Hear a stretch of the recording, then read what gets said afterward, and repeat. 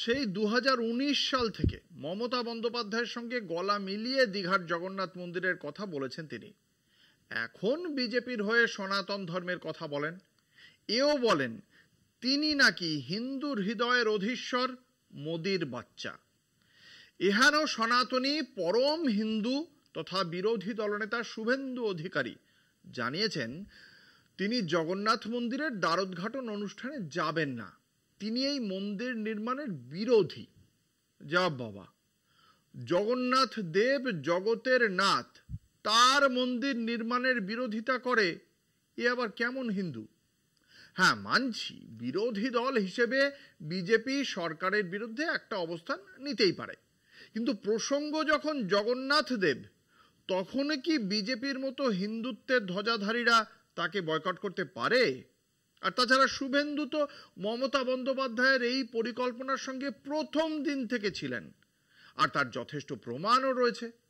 ফলে আজ তার এই উল্টো অবস্থান অনৈতিক রাজনীতির একটা দৃষ্টান্ত হয়ে থাকলো।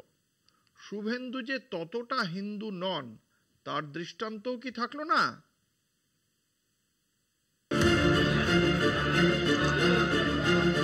পর্যটনের সঙ্গে মন্দিরের এই মেলবন্ধন নিয়ে আপত্তি তুলেছে রাজ্য বিজেপি। বিরোধী দলনেতা শুভেন্দু অধিকারীকে প্রথা মেনে দীঘায় মন্দির উদ্বোধন অনুষ্ঠানে আমন্ত্রণ জানিয়েছে রাজ্য সরকার। শুভেন্দু জানিয়েছেন তিনি এই অনুষ্ঠানে যাবেন না, তিনি এই মন্দির নির্মাণের বিরোধী।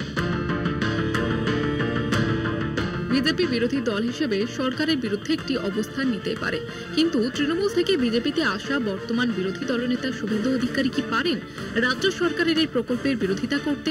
না, তিনি পারেন না, কারণ তিনি সরকারের এই পরিকল্পনার অংশীদার। তিনি যে মমতা বন্দ্যোপাধ্যায়ের এই পরিকল্পনার সঙ্গে প্রথম দিন থেকে ছিলেন তার যথেষ্ট প্রমাণ রয়েছে। এইসব তথ্য এবং ভিডিও বলছে শুভেন্দু অধিকারী এবং তার বাবা শিশির অধিকারী দুজনেই তৃণমূল কংগ্রেসে থাকাকালীন এই মন্দির তৈরির সঙ্গে যুক্ত ছিলেন। ফলে আজ তাদের এই উল্টো অবস্থান অনৈতিক রাজনীতির একটি দৃষ্টান্ত হয়ে থাকলো। শুভেন্দু অধিকারীকে যদি বিরোধিতা করতেই হয় তাহলে আগে তাকে স্বীকার করতে হবে তিনি এবং তার সাংসদ বাবা 2019 সালের 20 অগস্ট দীঘায় সাংবাদিকদের সামনে এই সাংস্কৃতিক কেন্দ্র এবং মন্দির নির্মাণের সিদ্ধান্ত ঘোষণার সময় মমতা বন্দ্যোপাধ্যায়ের সঙ্গে থেকে অপরাধ করেছিলেন, অন্যায় করেছিলেন।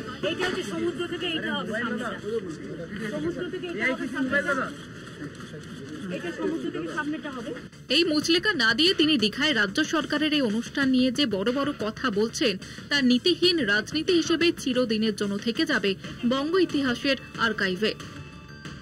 কলকাতা টিভি।